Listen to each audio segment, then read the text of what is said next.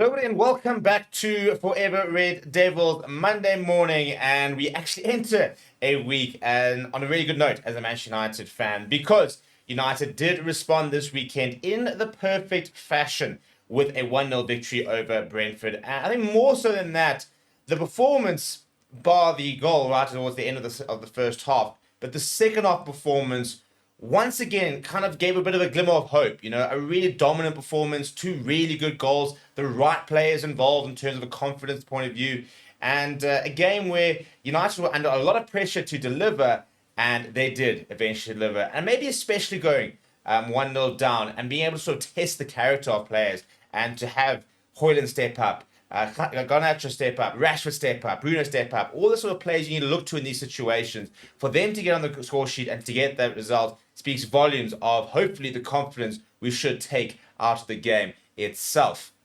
Before we look at the game in more detail, please do smash a like on the video. Please do subscribe to the channel as well. It was an interesting first half, which was quite tight, and a lot of sort of disruption to the United defense with that cut to Matthijs de Ligt's head, which in the end was really important because we were down to 10 men when Brentford scored on the brink of half-time because he had to go off, and Erik Ten Hag absolutely fuming with the fourth officials and the situation there because of the fact that he wasn't on. But then the main thing is, you're now walking into that change room 1-0 down, and I think the conversation would have been, it's very simple. You go out there in the second half, you make a difference, or else things are going to change. And whether that's going to be, like, for example, Ten Hag would be one step further to being sad. I think he also needs to sort of challenge players and basically sit there and say, right, this is not good enough.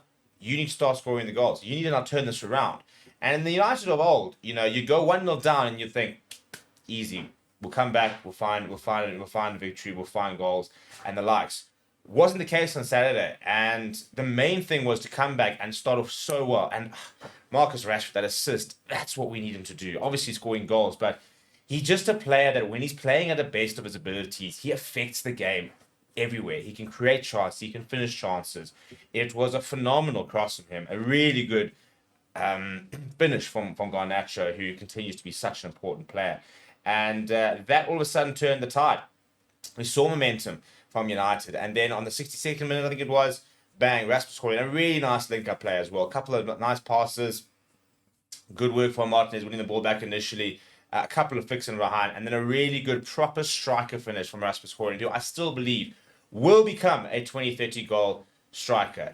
Whether it'll become now, I don't know how long it's going to take before he gets to that sort of situation, but I have full confidence that he does have the ability to become that sort of player. And I would like to have gone on and sort of really up the ante, scored more goals potentially, but at the end of the day, it was a pretty dominant performance. I mean, stats-wise, for example, once again, we're creating chances. 23 shots, 11 on target.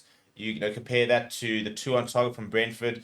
Possession was pretty 50-50, to be honest. But the second half performance was a United team that, if we watch that every single week, you can really get behind. And I think at the moment, it's not really about performance as much as results. It's really about making sure that we're just picking up points wherever possible.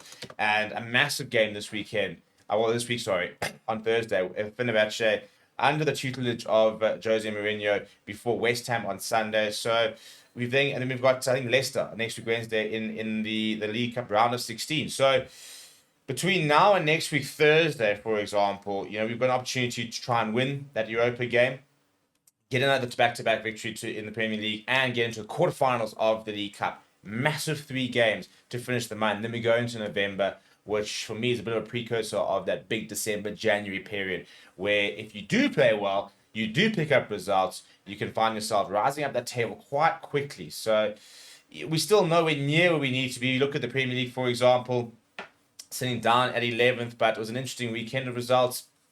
Obviously, Liverpool beating Chelsea was a huge result. They sit at the top with 21 points, still 10 points above United. City remain 9 points, but Arsenal losing, for example, means that they are now 6 points above United, more sort of in catching distance. Chelsea, who've looked pretty good recently, they sit 3 points above United. So we're not awfully far away from getting into that sort of 5, 6, even sort of that fourth race. But we got us to pick up results. I do think we are in a situation that at the moment the Premier League is starting to get more competitive below Liverpool, City, and I say Arsenal as well, but they also went down this weekend. Yes, red card, maybe a bit of an anomaly, but that's going to happen. Even City going down and having to come back and win that game.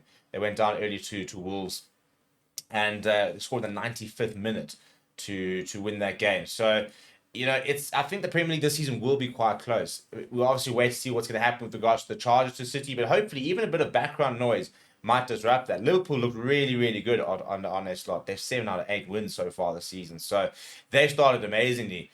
You often will get kind of a bit of a blip in the period, and that's where I think he'll really be tested. Maybe he won't. Maybe he'll continue to win games. But you do feel that there will probably be a period in the season where Liverpool might struggle, and that'll be a biggest test of his managerial career. So, at Liverpool so far. So for United, 3 wins out of 8 is absolutely shocking. But by, in 2 weeks' time, you can suddenly make that, 5 from 10, 6 from 11, 7 from 12. We could slowly start gaining our way up that Premier League table. We've got to put ourselves in that mix for the Champions League race. Title race, pretty much gone. I don't think we're ever looking at a title race, but we've got to put ourselves up in those Champions League spots. And then we've got to make sure we have really good cup campaigns, because if we're not going to win the Premier League this season, then we've got to look at top 4 as the main ambition, and then you've got to pick up another trophy. If Ten Hag does last the season and he goes and he wins an FA Cup or a Europa League, for example, and finishes the top 4, if he wins the Europa League, gets into the Champions League anyway, but we want to finish top 4, then it becomes another semi-successful season. And I think the ability to pick up trophies while you're struggling is really, really important, because it means you're continuously adding to silverware whilst trying to build up to become the team that can win the ultimate silverware. United need to get back to being Premier League champions, Champions League contenders. That's where this team should be. We're nowhere near that at the moment, but that's what we're building towards. And if we have a second half performance like we did, if we have a general performance like our second half this past weekend, then maybe we can start taking steps towards that. So it's difficult to be optimistic as a United fan, but there was definitely reasons this past weekend to see positives and to hopefully see if that can kick on. But unfortunately, we've also seen this before. We've seen some really good performances and often then go from that to a horror show. So we have to wait and see what happens on Thursday. Plenty of news happening before then. We'll be live every day this week, Tuesday, Monday through to Friday. 9 o'clock in the morning, as well as 7:30 in the evening. We'll also have reactions, a team prediction for Thursday as well. So, and a press conference reaction on Wednesday. So, yeah, make sure you subscribe to the channel, and we'll see you guys all around throughout the week.